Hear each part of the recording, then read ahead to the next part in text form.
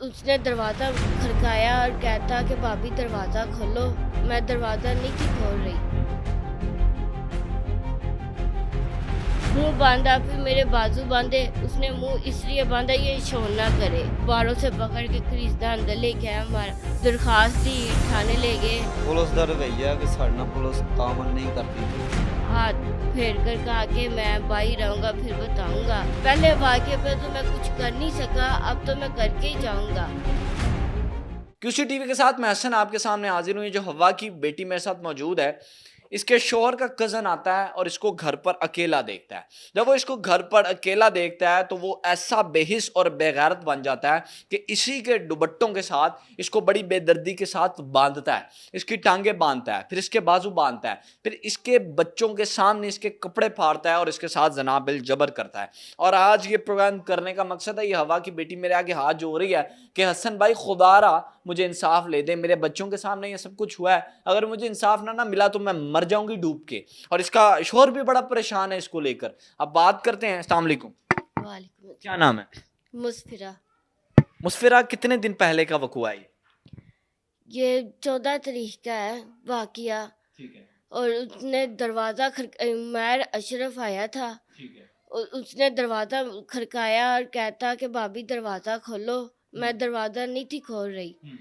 तो फिर उसने बार बार दरवाज़ा खड़काता रहा, मैंने दरवाज़ा नहीं खोला। फिर मैंने अगर खोला है, थोड़ा सा दरवाज़ा खोला, उसने दरवाज़ा ऐसे अंदर की तरफ फेंका है, मेरा सर पर लगा, धक्का दिया दरवाजे सर पर लगा। और उसके बाद उसने एक हाथ से मुंह पर हाथ रखा, दूसरे हाथ से उसने अंदर से कुंडी लगा के बाहर से बालों से पकड़ के खरीदा अंदर लेके आया। हमारा सिन बहुत बड़ा, उधर से खरीदा अंदर लेके आया।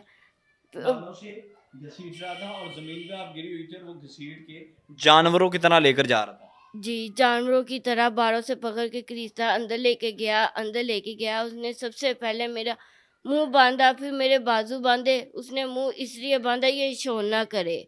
दूसरा उसने किससे बांधा मुंह? कपड़ों से, मेरे दुपट्टे से बांधा था। जो फिर दुपट्टा आपने पहना हुआ था जी उसी के साथ आपका मुंह बांध दिया गया। जी ये मैं आपको मुसलमान लोगों की बात बता रहा हूँ, ऐसे दरिंदा सिर्फ जिन्हें हम नाउजुबिल्ला मुसलमान कहते हुए भी शर्म आती है। उसने दुपट्टे से मुंह भी बांधा, बाजू भी बांधे।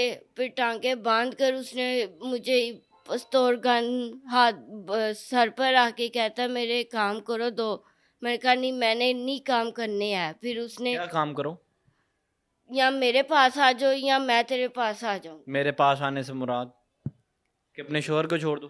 शोहर को छोड़ के मेरे पास आ जाओ। लेकिन मैं यानी कि ब्लैकमेल, पिस्टल के जोर पर, मैं साथ साथ बताता जाता हूँ देखने वालों को, पिस्टल के जोर पर इन्हें ब्लैकमेल करता रहा कि अपने शोहर को छोड़कर मेरे पास आ जाओ या मुझे अपने पास रख लो। ठीक है। उसने मुझे फिर उसने मुझे मारने शुरू हो गया, तूने ये काम नहीं किया, तूने क्यों नहीं किया। फिर मुझे उसने ऐसे ही कमीज पकड़ कर मेरे ऐसे खींची और मेरी कमीज सारी फट गई। फिर उसने ज़बरदस्ती करने की कोशिश की लेकिन वो कामयाब नहीं हुआ। मेरे बच्चे पास थे, उसने ये काम किया। अब बच्चों के सामने मैं ये अपना चेहरा किस तरह लेके जाऊं? अच्छा, यानी कि पहली बार जब आया ये कुछ भी नहीं कर सका, ठीक है, आपने शोर वगैरह डाल दिया और वो चला गया वापस। जी, शोर वगैरह मैं डाल ही नहीं सकती थी। उसने मेरा मुंह ही बांधा हुआ था। ठीक है, तो फिर वो वापस चला गया? वापस उसने खोला भी नहीं और चला गया। वापस क्यों गया? डर के चला गया या क्या हुआ? डर के चला गया, इसलिए मैंने उसका काम नहीं था किया। और मुझे खोला भी नहीं और बाहर से कुंडी लगा के चला गया था। फिर बच्ची साठ की आई है, उसने कहा यासी ने बुलानी है।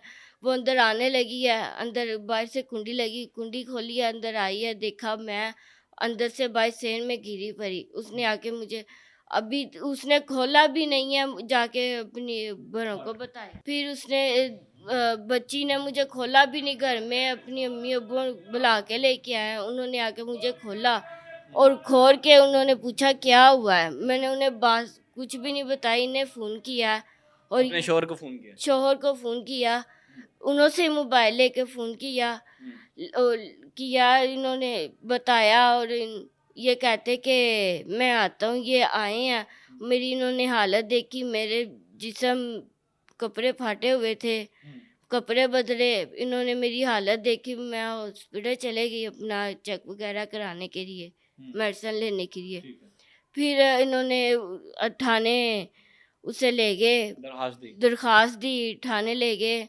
उधर इन्हों की मुंह मारी होगी और उसने ये कहा इन्हों को कि हाथ फेर कर कहा कि मैं बाहर रहूँगा फिर बताऊँगा। अच्छा, फिर दूसरी बार भी कोई वाकया किया उसने? दूसरे वाक़े पर उसने ये वाक़या किया, मेरी बच्ची दुकान पर गई थी चीज़ लेने के लिए और मैं उसके पीछे गई हूँ बच्ची को। मैं कहा अकेली है, छोटी है, मैं उसके साथ जाती हूँ।